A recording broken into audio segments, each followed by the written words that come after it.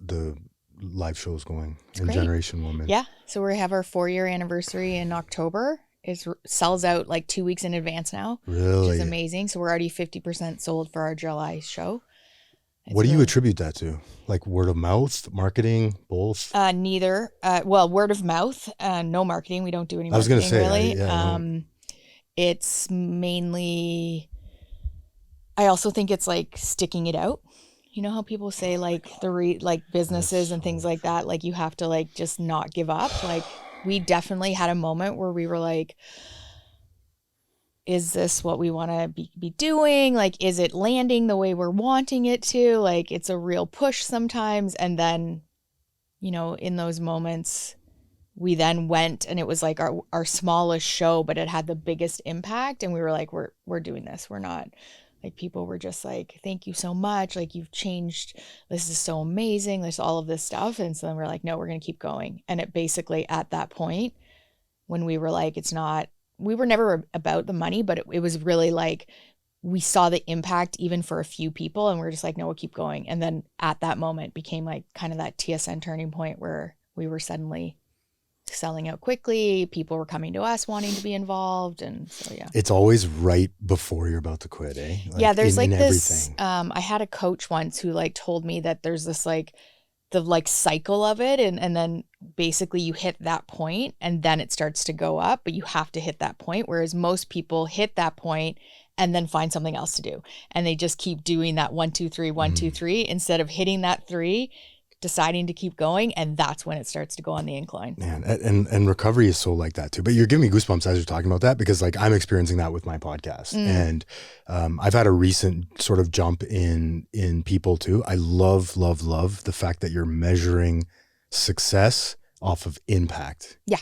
And messages. Well, I assume that's why you started doing this, right? It's like, if I start to make money, great. If, you know, if there's, I don't want to be in the hole necessarily, but the impact is really important, I think. And I heard someone once say it's sort of, he measures his success of his podcast off the length of the messages he was getting. And he started to get some like paragraphs of people taking their time to say exactly what you just said. Absolutely. And in the recovery space, I think that there's a lot of need for non-anonymity, I guess I would call it. Because for me, my service is being a sober person out and open in the world about my addiction and about struggling and about being in recovery too. So I do think that there's people want to hear it. Like I listen to like all of your people. I do want, sometimes I'm like, where are the long timers? And I think that's what Gen Women is about too, kind of, where I'm like, we're so happy to, and not, this isn't you, it's also probably the people who are coming to you as well, tend to be younger, newer to recovery. But there's something about the like old timers, or in the Gen Women case, the like 60s plus, that we don't hear from as often. And they actually sometimes have the deepest message, but they think no one wants to hear from them. I have nothing. Oh gosh. That, and there's also, I think, a humility piece to it too, where it's like, I'm okay. I don't necessarily need to broadcast my message out to people, at least for my case. I'm happy you brought that up, because for me, and it's something I've been thinking a lot about. There's people that pop into my head all the time. And it's always fear that keeps me back from asking. My sponsors, you know, my mentor is a good example of that. I'm afraid to ask him to come on. I don't know why, but it's like, I don't think it's like when you need to call somebody in recovery, like they don't want, you just said they don't want to hear from me. They don't want to come on my podcast, my stupid little podcast. Right? It's like all that fear that just, it's like on repeat in my head if left unchecked. Right. But yeah, it's something that I want to do, because I think we need both messages, right? The long term, and I mean, you qualify as a long. Do I? I don't know. Yeah. That's crazy to think. So, okay, first, tell us what Generation Woman is. You know, give us the elevator pitch, just so people are like, what the fuck are they talking about? Yeah. Okay. So Generation Women is a live show that we do here in Canada. My producing partner, Kirsten, and I, she's also my best friend. We were on the show with you previously, kind of talking about our journey as me and active addiction and our friendship and what it looked like after. And we do this show here 5 times a year in Toronto that is inviting 6 different decades to come and share a personal story on a similar or on the same topic. And it can be your interpretation of the topic as well. So sometimes people don't identify with the topic and their story becomes that. So for example, July's show is bad decisions, I love this one. Yeah. Great stories, right? And we keep it light in the summer. Yeah. So that is the intent of it. But it's funny because, when I take back my will and we try to like maneuver it, we did like a wet, hot summer show and it ended up being one of our most almost intense as far as the topics. And we thought it was going to be like all these sexy stories. So you really don't know what you're going to get either. So, you think it's going to be funny stories maybe, or like really bad decisions, but like sometimes it could be a decision that seemed bad that turned into a great story. And so we invite these women from the 6 different decades or a non-binary person to come and share a personal story. So team 20s, which is someone in their 20s, 30s, 40s, 50s, 60s, 70s plus, we say. So, and we do that show. It's our passion project on the side. We're both have our full-time jobs and single moms. Yeah. It's really just something we really love. And it was inspired by my recovery journey, to be honest, because so many women of all ages were helping me. And by sharing stories about addiction, recovery, sobriety, how to be sober in this world. And I saw that wasn't really happening in, out in the real world, where you would never look to like, oh, let me ask my grandmother for advice, or let me ask my, teenage niece for advice. But really there's knowledge and learning across all of the decades. So that's kind of the elevator pitch for Gen Women. Love it. I see it becoming a full-time thing for you. I don't know. You think so? Yeah. It just seems like one of those things. I mean, I don't even know if I would want, like, maybe, yeah. It's just that would be amazing. I love it. It is so fulfilling. Our next show is going to be show number 18. And the amount of amazing connections and people I've made, like it really is not dissimilar from being in a recovery meeting, in my opinion. It's like a warm hug. Sort of pulling the energy from other people, right? And then applying it and to sharing your the life. Stories. Some things we've added in recently is that we invite the audience to anonymously submit their own little, like 1 or 2 sentences for their own take on the topic. So in July's show, we will be asking them, like, what is your bad decision, great story? And then you read it out. And then I read them, in between. In between those speakers. Between the storytellers, yeah. Awesome. So it's kind of nice because it happens organically, right? If you're coming to the show and that's the topic, you're already going to be thinking about it, right? You're already like, what is I've made quite a few bad decisions. Yeah. And they're all, when you tell them, they're all a great story, right? It's not so much that it's tied up in a bow, like here's the happy ending. A lot of our stories in recovery are hilarious once you have some sobriety. They're some of the worst things we've ever done and the worst decisions we've ever made. And then we take it and spin it into something that makes someone else feel like it's possible. It becomes your greatest asset. 1,000%. Yeah. It's such a gift to be able, I always say I take my shit and I spin it into gold. I like that. Yeah. So on that note, tell us, let's walk it back a bit. Tell us how, your last 30 days of drinking, using, and then bring us to what that looked like for the audience, and then bring us to that last day. Sometimes it's hard for me to decide which ones, because I had one relapse. So in 2011, I sought treatment, and not treatment like in the traditional sense. I was like, something is wrong and I need help. Now I would say it was like a moment of clarity or a God shot where I was just like, this is not going well. And it was challenging to reconcile that because my career was really successful. I was on the rise. I just, was a girl who really liked everything to the extreme. And I was quite proud of myself for that.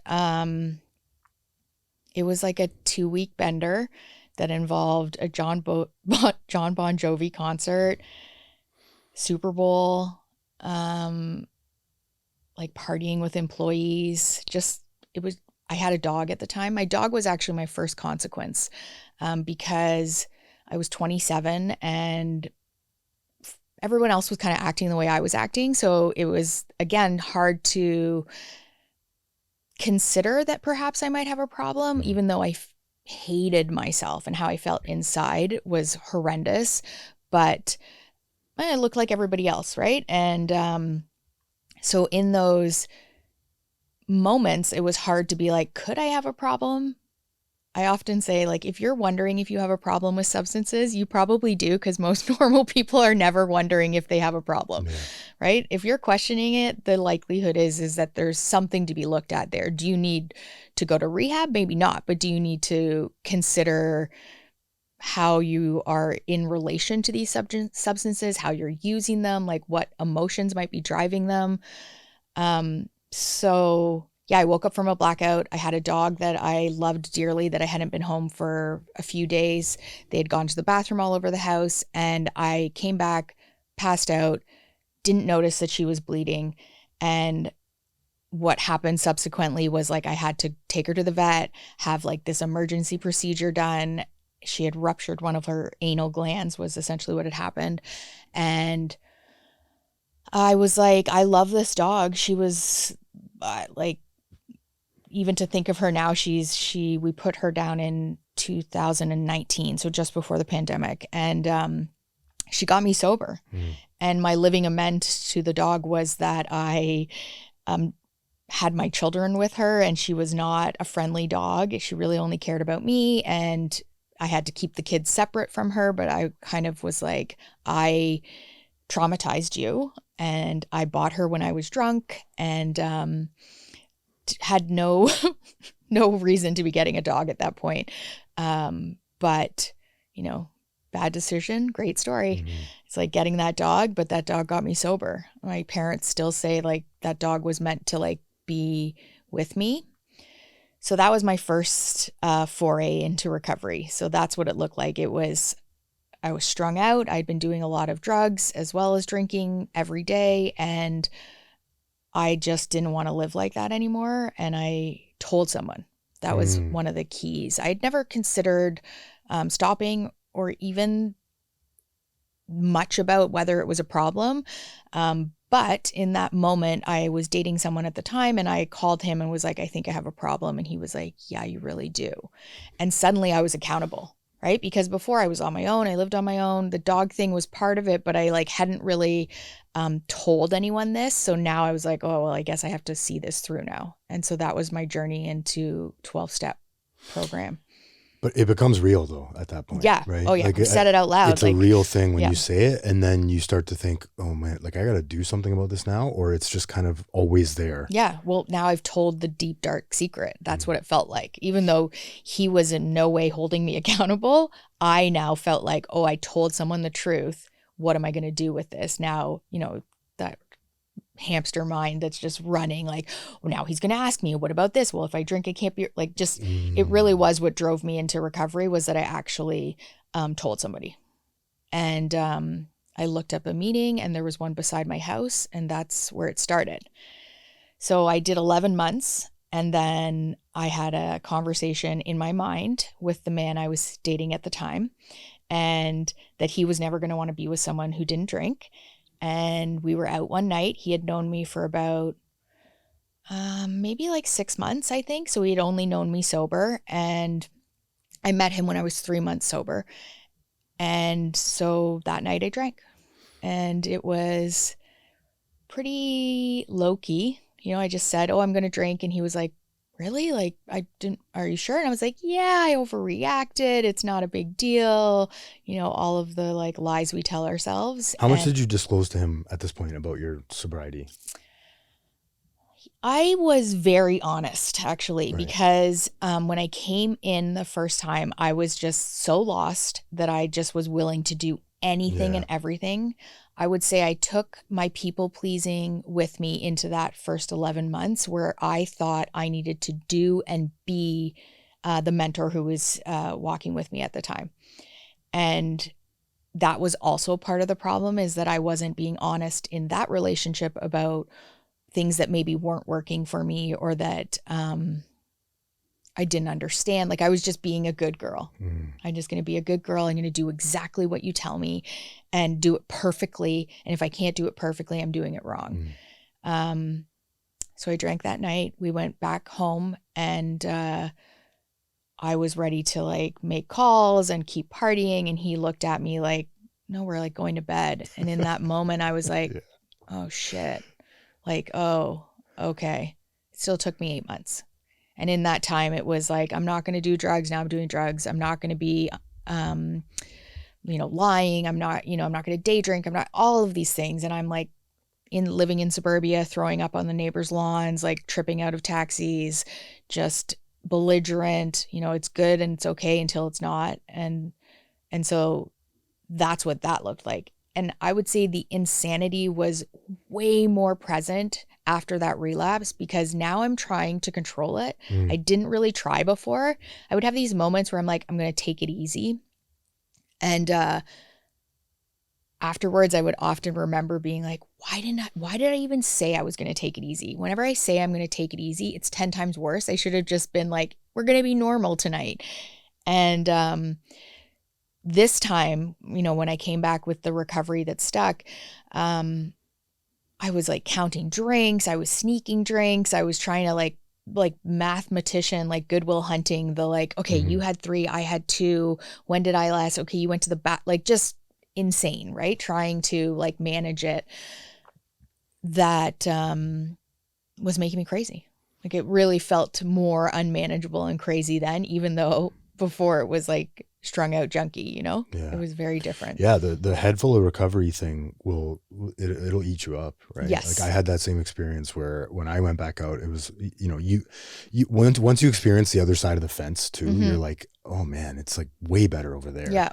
Yeah. And I only had 11 months, right? Like, I think that, I don't know, I see it obviously happen, but for me, I'm just like, I stand to lose so much that it does gratefully not feel like a solution necessarily. It's an emotional solution. I've never had the like desire removed, because I think I will always want to not feel my feelings, especially the uncomfortable ones.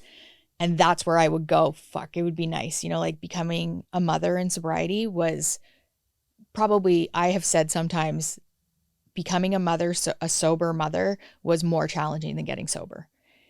I see how people, you're burnt out, you're sleep deprived, you're trying to navigate relationships without sleep. Those hungry, angry, lonely, tired are all activated. And I don't have any sort of crutch that like everyday people have. Like, I could see how it would just feel nice to just like tone it down for a second with like your glass of wine or whatever. But that's never what it looked like for me. And so I just have to, look at that whole story, right? Never did it look like that, ever. Did it look like one and it quieted things down and everything was good? Maybe the first time. And then I chased that for the rest of, my drinking career. But yeah, no, that's, I love the fact that you've narrowed down that conversation in your head. Like, if I'm just going back a bit here, that led you to that drink with that guy. Yeah. I knew in my head, like, you knew that he wasn't going to be with a person that was sober. It's so interesting to me how, I get that. It was like and it felt like a long conversation, not like something said in passing. Like, it was something I deeply felt and believed that we had talked about, which we had not at all. Wild. Yeah. And then I took him hostage, right? Because now I'm like, he's like, I'm a totally different person. And they say you shouldn't date in your first year of recovery. I tell people all the time, I'm a cautionary tale. I did not know the woman that I was going to become. I did not know what I wanted, who I was, until I was 5 years sober. So they're being gracious saying 1 year. I would agree. I'm like, when I hit 5 years, I was like, okay, I have an idea of what I'm looking for and who I want and what I'm looking for in partnership. And at that point, I had 2 kids, and it was tricky. We were always behind the mark, because what worked when I was 3 months sober the first time, when I was 5 years sober, didn't quite fit anymore. So how did you navigate those times in early motherhood? in staying sober? How'd you get through that? Thankfully, I had another friend who was sober, my first like friend in recovery, I would say. And she had her baby, her first child, right around the time that I did as well. And so we navigated it together. It was hard because I was still only about 2.5 years sober when I had my first baby. And like everything was out of whack. Like I had just learned to kind of start taking care of myself. And then I threw in this, tiny human that needed to be prioritized. And I had to navigate what that was going to look like, right? Because again, I'm this like perfect good girl who's of service and doing all of the things. And now suddenly I might have a baby that has a fever, but anything I put before my recovery, I'm going to lose. I'm told. I don't really believe a lot of those things. I'm not, I think that my experience in 12-step programming is that there is what was written for men at the end of their lives, like the back half, not young women at the front half. And I found a couple of other women, I think there were a lot of, quote unquote, drunk moms, like people who got sober because of their kids or during or at some point, but there weren't a lot of young women becoming mothers in sobriety because we lowered that bottom, right? Where like more and more young people, now there's tons, right? Yeah. But at the time it was hard to find someone to tell me how they did it. And I was seeking it. That actually brought me to my first home group where I made that first friend because I was so lost at the time. My first 5 years or my first 3 years in recovery were in the LGBTQ spaces. So I didn't really have female friendships in recovery. But once I was pregnant, I was seeking those because I was very lost at the time with the emotions and the hormones and how do I be a mother and maintain my sobriety when I'm told that a meeting is more important than my family is what I heard. Yeah. Right. And that wasn't really true either, right? That's just what I heard in that kind of good girl mentality of, well, I need to do this. And somebody wise said to me, what could you do? What can you do? And that's how I got involved in doing sober retreats and how I started looking at how I was of service in the world, breaking my anonymity for people who can't. I understand anonymity and I understand why it's in place because some people don't have the safety or the luxury to be open. I did and I do. And that's been a beautiful gift because there are a lot of people over the years. I'm sure it happens for you. You're out here talking about being a sober person in the world. People or family members reach out and they want to know what they could do, or is there anything they can do? Is there a resource? And that's been beautiful to be able to, again, take these really shitty things and help someone else maybe get sobriety because I'm out there saying, hey, yeah, I had a real problem. And here's what I do to stay sober. I'm really interested in the priority thing because I tend to lean on your side of things where it's not so black and white all the time and yeah, you'll find corners and pockets of 12-step recovery that are very, very rigid. And then you'll find others that are sort of more accepting and more, I want to say realistic to the times. And to your point, the perception is completely different. You're exactly right. I hadn't even thought about that, obviously, right? Yeah. That this was not written for a mom that was just had a newborn. Kids. Nobody's even really the stories over time starts to have some of that rolled into it. I lost my train of thought. Yeah. How do you prioritize recovery, but also, I guess what I'm saying is explain to the new mom or somebody that goes through something like that. To me, it seems like this. It seems like recovery sort of, it takes priority. I don't even know what I'm trying to say. Yeah, I know it's so confusing. And because you never want to be that person that tells you like, don't listen to your sponsor, don't listen to what people are telling you, or don't hear the feedback, do your own thing. But there is a little bit of a like, I had to learn what my recovery was going to look like and not what yours did. And in being that person, you will start to find other people. And it's not that my way is the right way. My way is just the right way for my recovery. Your way could be entirely different. At that point in your life too. In that moment, changes. In that day, right? Yeah. Like one day at a time took on such a new meaning for me as time went on, where it was like, today, this is what my recovery looks like. This is what my spiritual connection looks like. This is how I want to be in the world. Tomorrow, it could be entirely different. And they're both okay, and it's allowed. It will allow you to still have recovery if you are taking care of yourself. And so I had to get okay with not being perfect. And I had to really deepen my spiritual connection for me, because I had to like listen to that voice that was driving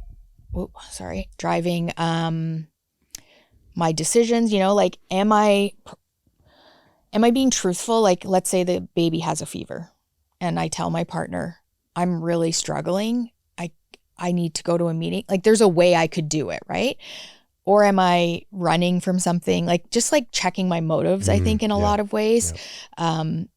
And then also checking the situation, right? Like a few summers ago, we had this, I coined this term like crazy sober, because I had been a decade sober by that point. And I was like, I can make unique decisions that seem crazy, but really they're grounded in my years of recovery and my years of therapy and self-work, that it might seem like a crazy decision to someone else, but I am rooted and I know what I am doing, and it's okay. My motive is clear. Yeah. I know what my purpose is. And I also know how to make mistakes. I think we learn to fail very differently as we come into recovery. And that looks like, okay, I made that mistake. Do I need to apologize to someone? Do I need to remember this for next time? Is there a learning here? Not this like berating of self that I'm a piece of shit and that I just look what you did. I think I make mistakes now. I look at lateness, right? Sometimes I'm late. And when I show up, I say, sorry about that. Or, I hope it's okay. I might give you the heads up that I'm going to be late, like whatever I need to do, instead of in the past, if I was late, I'm stressing, I'm speeding, I'm being crazy. Maybe I might cancel because I'm late, because it feels like that's the solution, is to run from the problem instead of like meet it head on and just be like, sorry about that. So I think that it's been an interesting journey, and the fluidity. I loved what you said about black and white. Like, black and white thinking is my most favorite thing in the past. And now I'm always telling myself, like, get into the gray. Get into the gray. What does that look like?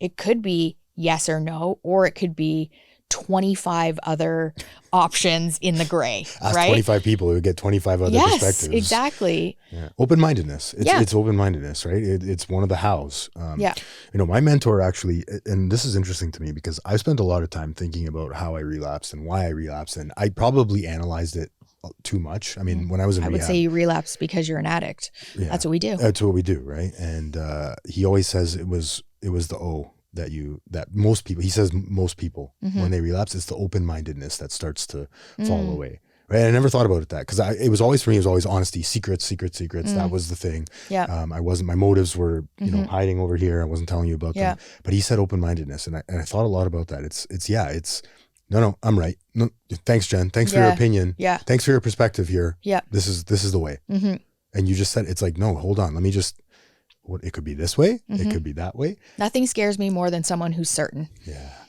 I'm right. My biggest problem today is I'm right. Somebody said that once and I love it. And it taught me so much, not just being in spaces where open-mindedness was encouraged, to take that out into the world has given me so many gifts, because I'm just like, I wonder, it's a curiosity too. Yeah. Like, I wonder what that is. Like, and when someone tells me, oh, well, that's why they're behaving that way, I'm like, do you really? Are you sure? Yeah, you know that? I was like, that's an interesting, like, why don't we ask them maybe and see what's going on or check in with them? Like, just having it, I think of it as like fluidity, right? Like just having this fluidity around recovery has been the gift for me, right? And that's my recovery. For some people, the rigidity isn't so important, right? Because they needed that structure and that works for them. And that's how they live a healthy life as well. And power to them. I can see it and be like, that wouldn't work for me. But that doesn't mean that it's wrong or you should do it my way. Yeah. Or you're failing at recovery or you're a bad recovery person. Yeah. No, I'm like, I really have no opinion on anybody's recovery other than my own. And maybe a person who might be helping me. But even then, it feels like it would be a conversation, like where I could say, hey, I'm not sure I could do this thing, or this doesn't work for me, or what do you think about this language of how something is being presented? Like, to me, that curiosity, and then to have an open mind to receive their thoughts. Sometimes that's where like the magic is the most, right? I learned so much from things that I am sure are wrong, right? Like I'm sure this person's wrong about something, and I keep hearing it over and over again, and you start to see it more clear. You're like, actually, that's probably a better way to do it. Like I saved time. I did this. I did that. Yeah. Maybe I'm wrong. That's my favorite removing thing to the ego, Lego my ego, removing the ego from it, right? To be like, well, could I be wrong here? Like, what is this? Like, have I explored this, or is this another one of those conversations I'm having in my head about why this person might be behaving this way or why I'm feeling this way? Yeah. Over the years, my recovery has never looked the same. It has always been changing and moving. And I think for me, that has been part of the gift, right? To not have this like, well, this is what I did every day. Year one looks very different than coming up on year 14. Mm-hmm. Very different.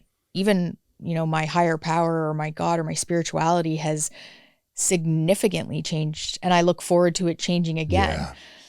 Talk about that. Let's talk about that. What does spirituality look like to you today? And what does it mean? How does it help you? How do you use it? What does your relationship look like? Yeah. So I always joke, it's not Sky Daddy. I haven't heard that in a while. Thanks. Sky Daddy. Yeah. Beard. But it was slippers. When I kind of came in, like I grew up in a religious family, not like a aggressively so, but there was religion around. And I was terrified in the beginning to even talk about it, because I felt like if you talk about it, it's going to go away, right? Like very superstitious. But spirituality to me is kind of paying attention to those weird things that happen. That's really what it is for me. So that might look like, I have actually been thinking, I've been listening to the pod fairly religiously now. Like I listen to it weekly, and I've had thoughts and opinions around like some of what people are talking about and like your interviewing skills in a positive way. And I thought, I wonder if that's a sign that I should reach out and go back on. And then we connected, and you mentioned it. I had already been having that thought. Yeah. So that to me is spirituality. Yeah. And the more that I pay attention to those, the more that I am undeniable of the energetic connection and things that go on in the world. Yes. Yeah. Where I'm just like, how could I deny this? Absolutely. And the fruits that come from just being quiet, like, prayer and meditation. What does that look like for me? Like, it does not look at all religious. It looks like trusting in how things are unfolding. So, let's go back to that lateness. Maybe I'm meant to be late.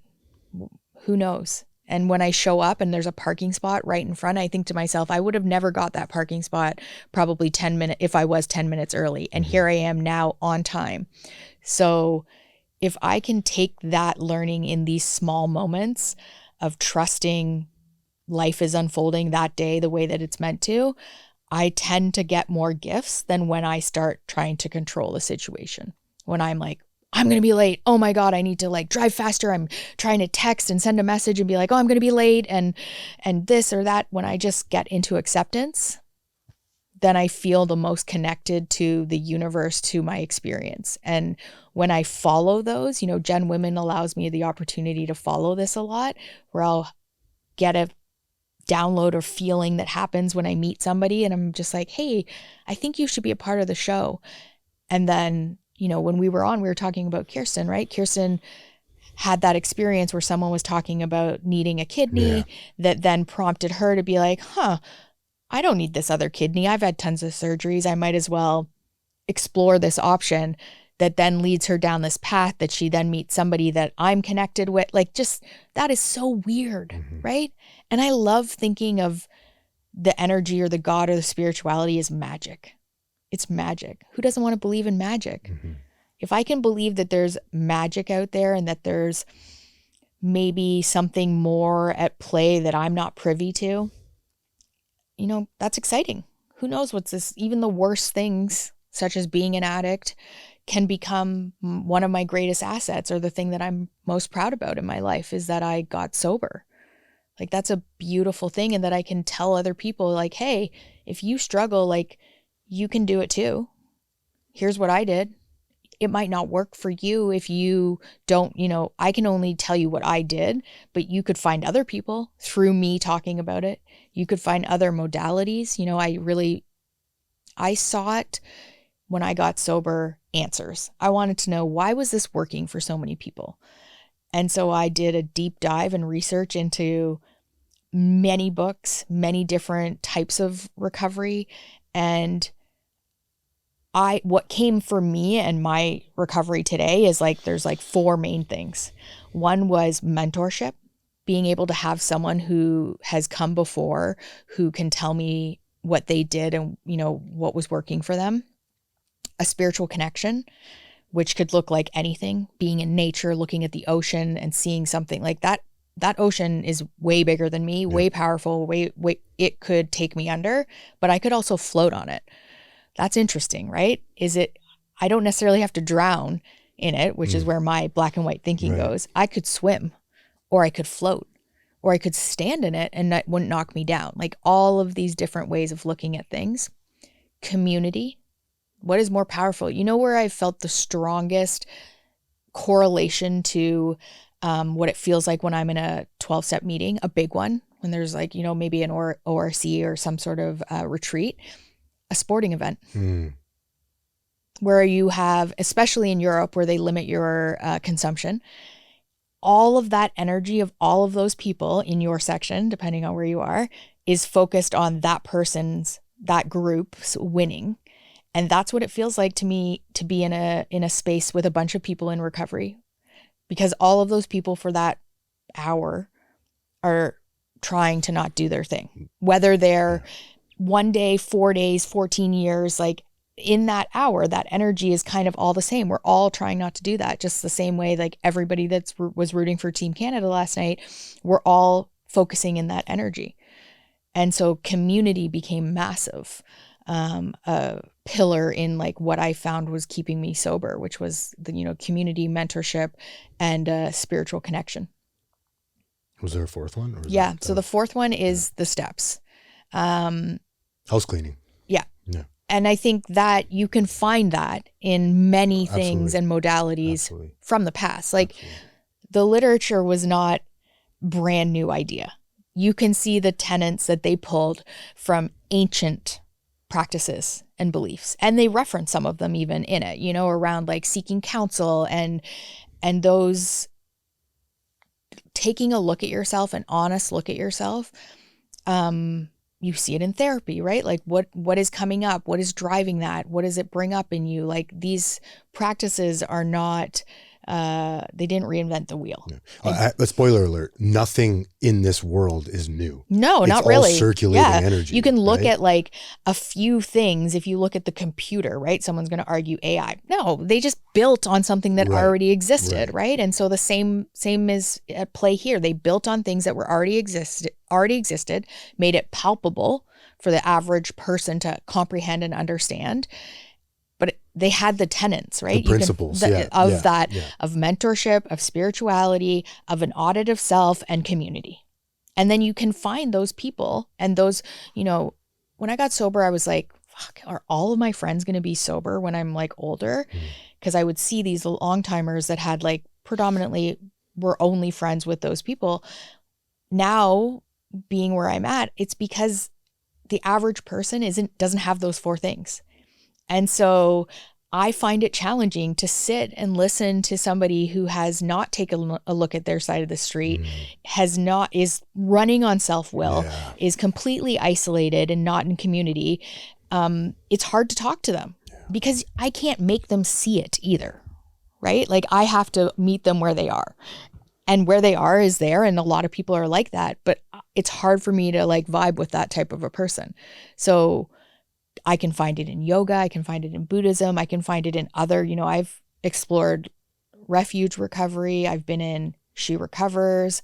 What other ones have I done? Recovery 2.0. For me, it's a deepening my knowledge of myself, my triggers, my traumas, my behavior patterns, and that knowledge felt really empowering because when I was using, I blocked all of that off and I had no idea who I was because I was so busy trying to be who I thought you needed me to be or wanted me to be. And I just was like kind of lost all the time, just being like, what's going on? Why is everything chaotic and crazy? And even though that doesn't mean that life is perfect now, I can at least acknowledge through those four things what might be at play here. Like, is this something that happened to me before? And then that open-mindedness and curiosity to then explore it is like what has been my greatest gift I have received in recovery is like a knowledge of myself. Yeah. Self-knowledge. That was great. Thanks. I love what you said though. It's not, we don't have a monopoly on getting better and growing at life. These things have existed, these principles behind all of the steps. It's just being a good person at the end of the day, like being a kind human being and helping others. Yep. You mentioned, actually, I want to talk about something because I this happened to me last night and I wanted to get this out because it was a beautiful experience.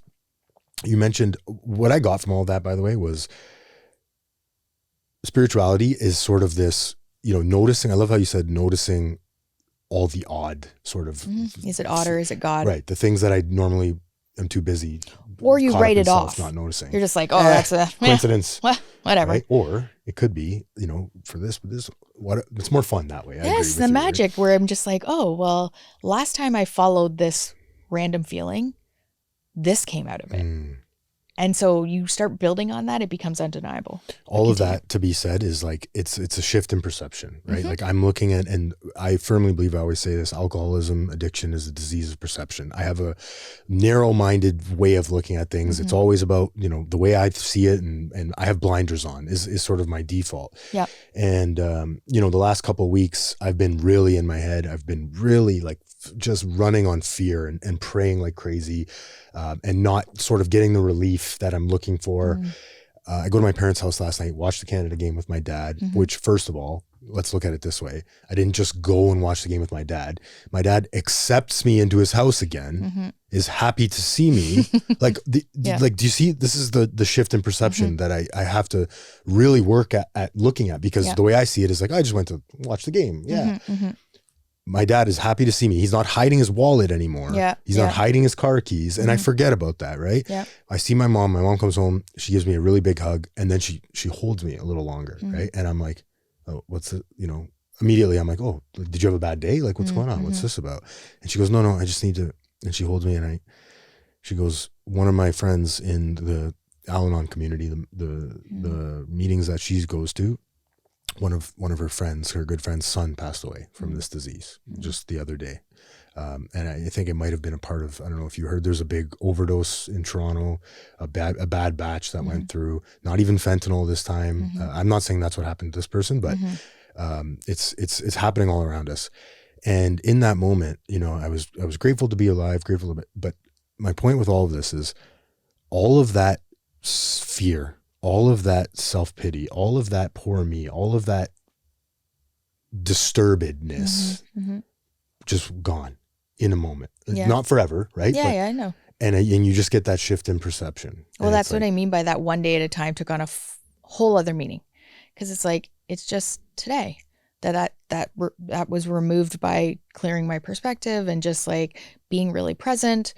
Doesn't mean that it's tomorrow. And, navigating even motherhood at that time, like I would just be like, okay, what can I do today that's benefiting my recovery, that is accessible? And sometimes it was nothing. Like I can't do anything. That's the hardest one. So I'm just going to do whatever it is, like feed the baby, change the baby, put the baby to sleep. And that's it. Next right thing. Yeah. What is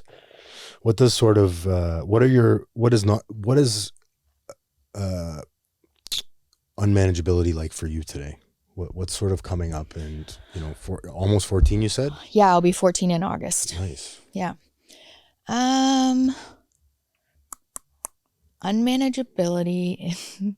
I think it's there. I'm coming out of a very challenging time because as I said, I got into that relationship in early recovery. And so we were together for a long time and we had 2 kids and I was in my career. They say don't change anything in your first year of recovery. I took that to heart and I didn't change anything for like 12 years. And then I changed it, of course, all at once. So I left the career, the marriage ended, and now I'm on my own again. And it was challenging to like see who that person was. And that's where that crazy sober kind of came in because I was like panicked, of course. Changes have happened. I live alone. Like, are my kids this okay? Alone version of Jen. Yeah. Okay, who is this woman? Yeah, last time I was on my own, I was 27 and not sober yet. So now I'm 40 and I am like, what does this look like? Who am I? Am I going, the fear comes in. Am I going to drink? Am I going to use? Am I going to, can I survive this? And so I think unmanageability is like anything that I am obsessively thinking about, anything that I am trying to control. Yeah. I love that saying, let go or be dragged, because I can picture myself for whatever reason. When I learned to water ski as a young woman, they taught me everything except when you fall to let go. So picture what that looks like, right? Like a torpedo underwater holding on to that thing, right? And that's what I imagine when I am like, holding on to this version of myself, this belief, this whatever, this grievance, this anything I can hold on to, and I'm holding on like that and I'm just drowning essentially, literally.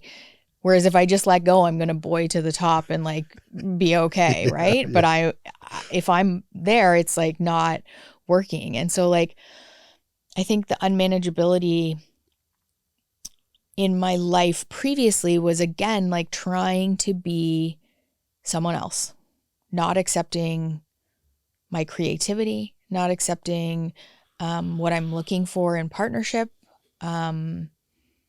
looking at my friendships, like, are you filling me up? Are you draining me?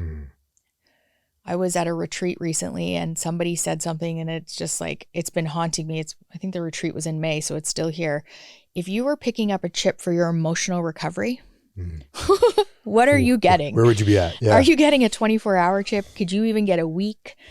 And the same way that when I got sober, I wasn't going to the bar. I wasn't hanging out with all of my old friends that I used with. I had to make changes. So if I want to prioritize my emotional sobriety, I probably need to put myself in spaces and places that are contributing to that, filling not that cup. Doing, like not draining it, not looking. And so like that has been, kind of what I think about at the end of the day is like, was I doing stuff for myself? Was I doing, what did I help others? What were my motives? As I love to get busy. I love to hide from things that I need to be doing by like being of service. And I think women in recovery do this. Like we can hide in service and be like, look at us. Like I have all these sponsees and I'm helping and I'm, doing all this, but I haven't paid my bills maybe, or I haven't opened my bills. Let's say I haven't, taking care of myself, right? Like something that I'm starting to do now is like watch TV without my phone, without guilt, without like, maybe I'll just rest. Maybe I'll just sit here and watch this show instead of being like, oh, I have 3 hours to myself. I need to like go see this person, do this thing, and be, you know, productive, kind of like dispelling that myth of productivity being of purpose and use, and actually looking at what it might be like to relax as self-care. It's the striver's curse, you know. Yeah. I fall into that category too, the striver. I always got to be progressing towards something. I always got to be doing something. Yeah. And being just alone with yourself is the hardest time for a lot of us, right? I love that though. It's so simple, just taking care of self, or how are you living, right? Yeah. At home with your family, or I think a lot of people can hide behind that. I've certainly done it too, hide behind that facade of, look how good my service game is, and you're not taking care of yourself, or you're dying inside, or you're not getting current at your, you know, I always say like being current and connected are the two most important things in my life today. You know, it's one thing to connect with people, it's another to vulnerably share about what's going on. Yeah. Tell the truth is I predominantly attend online meetings, and one of my sober sisters is always like, tell the truth. And the truth is usually messy and painful and sometimes embarrassing, but the people that I gravitate towards in my recovery are those people. I want to hear from the person who's like, here's what I did today that was crazy and I'm sober. Like, I've been sober 20 years and I'm acting like a 1-year-old. Yes. And you know, I people going through, I was always astonished to hear someone like share about losses or things that they had gone through, and here they were in a meeting, right? Even when I was going through my separation, same thing, right? I was there. I was sick of hearing myself talk about it, but it was what was current and what was going on and what was most present at the time. And as much as I didn't want to, I kept doing that. And then I got to the other side. And I'm 100% sure, I don't even know, and I'm sure that you helped people along the way. Probably, like other people, yeah. And actually, getting specific is so important. Yes. And not just being like some people will share and it's just like a whole bunch of slogans strung together, right? And I'm like, did you even talk about anything, right? Or are you telling the same thing over and over again? Recovery robot. Yeah, I didn't. That hasn't been helpful for me. I'm on yours. Yeah, I agree with you 100%. It's like, come in and tell me how you're like having an affair, like you're doing crazy shit while sober. Because I think we're human beings. Nobody's perfect. We say it right in there, like progress, not perfection. And so I'm like, oh, thank God, right? When someone comes in and they're like, here's this crazy thing, I'm like, oh, okay, good. I'm like not the only one who's still behaving this way, because if everybody is telling that recovery robot story, it's not going to help the people who aren't telling that story, right?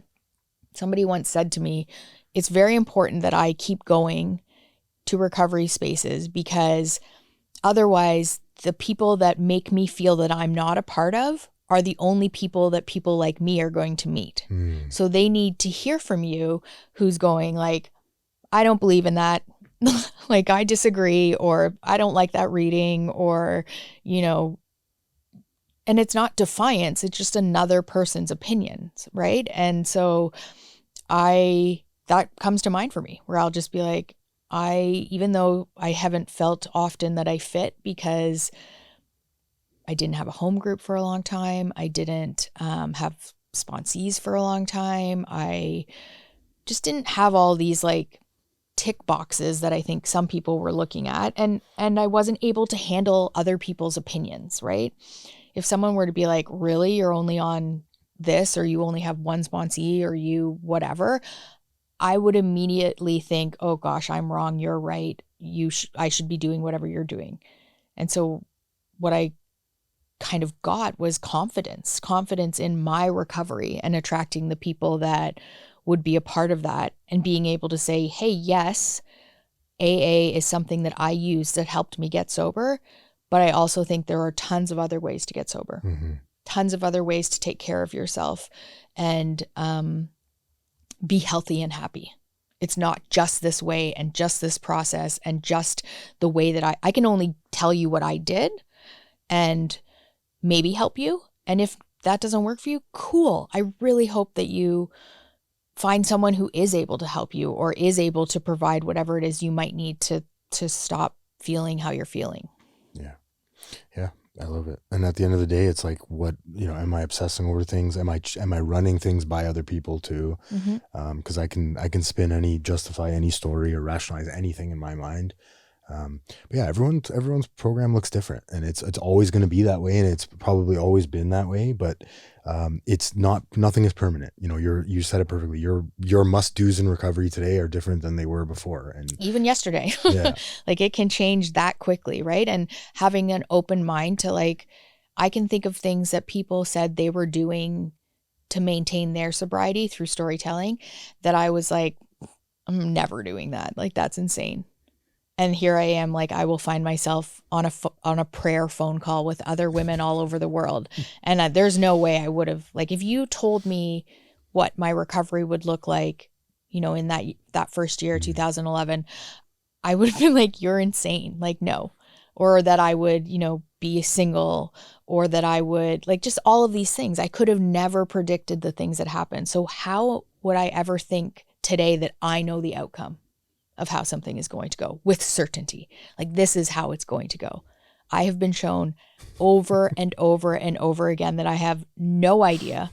I have no idea what's good or bad, or what's, going to be a TSN turning point for me or not. And that's exciting too. There's magic in that, to just be like, let's see what today has in store.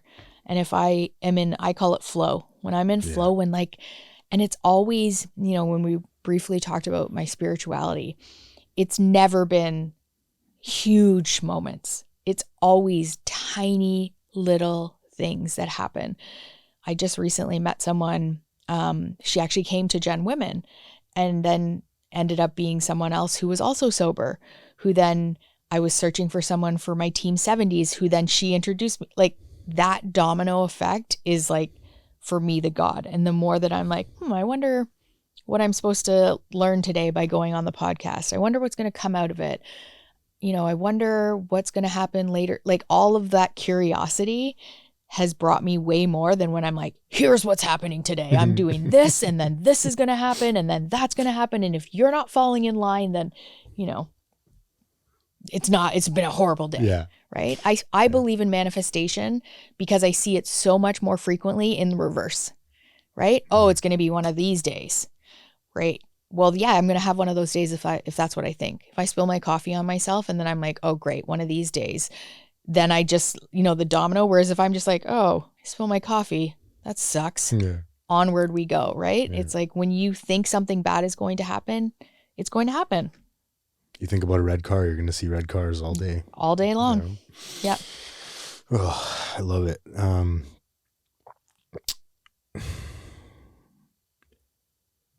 Let's... Did I just render you speechless? This is very exciting. I mean, I think there's just a lot coming up. My head's been really loud lately, and I've just been doing the next right thing and praying like crazy. Is there different things that I could be doing? Yes. But the beautiful thing, and this is why I love this podcast, is because I always get opportunities to, what am I going to learn today? That's what hit me out of all that is like, how about this, buddy? How about you just go into every situation you're supposed to go into, you ought to be doing, and look for there's something here that I need to cherry pick and apply in my life. Yeah. And the peace and serenity that comes from moving like that. Like even when I think about, like I worked in marketing for many, many years, and people were always like, I just took 12-step into that, right? This like, well, they'd be angry, like girls would be like fighting with each other. It's like, well, are you sure that's what she meant? Maybe you should just go say like, hey, I noticed there was like a little bit of something there. Is everything okay? And people were just like shocked at the idea of like being honest, or just like meeting that problem head on, or being curious. Like, what do I have to pay attention to here? I don't even know that it's a learn for me. It's like, what am I going to pay attention to here? And the more that I do that, the more that I like listen to that gut check, or that, go there, listen here, be in that moment, the blessings have been innumerous and just like undeniable. Life is lived forward and understood in reverse, right? Like I'm Yeah. not always getting it Yeah. in the moment, but when I look back, it always makes sense in my experience. Yes, Always, you know? for sure. And it's never straight. Yeah. It's like it bounced here and there and went there. And it's like, wow, what a life to have lived. And that's not even just in recovery, right? I think that we have the gift of that type of way of thinking that's been gifted to us. And so we can show someone else by moving in that way. It's not that I'm going to get everyone sober, but if I can like maintain a level-headedness in aggressive situations, if I can have empathy and compassion for people that are struggling or unhappy, like someone else sees that and that mob mentality shrinks, right? I think if I'm like, what's wrong with that person? And then they're like, yeah, I know. Whereas if I'm just like, I hope they're okay. That seems stressful. You know, I think road rage is a perfect example of that. Road rage just feels like such a waste of energy, misuse of imagination. So true. You could just, who knows? Like maybe they're, that they're on rushing to the hospital for a reason, or maybe somebody died, or like, who knows? That person did not cut you off and get up going, I'm definitely going to go find Jen Baxendale out in the world and cut her off with my car. Like that's that perception thing, right? It's like, no, that person doesn't even, they might not even notice. Like it's just, if I'm not the most important person in my world, that's probably a good day, right? My favorite thing is when I see someone in active road rage.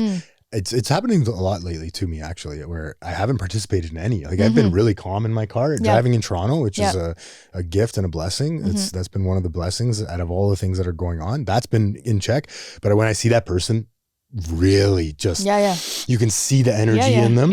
I just simply say to myself, I'm like, whoa, I am happy I'm not playing that role today. I don't have to play that role today. And then you just sort of, it's free. It's freeing. It's freeing. Like, and when you take that way of living into as many circumstances, parenting, like you want to get humbled about things you cannot control, have some kids.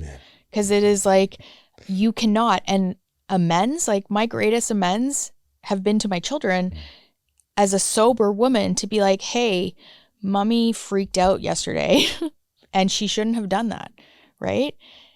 What a gift to my inner child. I grew up in the 80s, you're going to cry, I'm going to give you something to cry about kind of mentality. Rub some dirt on it. To then be this parent who goes like, hey, I was wrong when I did that. And to gift that gift, to then have humans that think it's okay to be wrong, to make a mistake, to not be perfect. Like that has been amazing. What a gift. Recovery is beautiful. If you look at it that way, right? It is beautiful. Where can we find Generation Women or... So we are on social media, on Instagram. So it's generation_women_CA. And then we're at generationwomen.ca online as well. And our tickets are on sale right now for July. So it's on Eventbrite. But if you go to the website, sign up for our newsletter is the best way to get informed about shows or participate or be a part of it. Yeah. Nice. Thanks so much for coming down again. Thank Jen. you for having me. It was great to chat.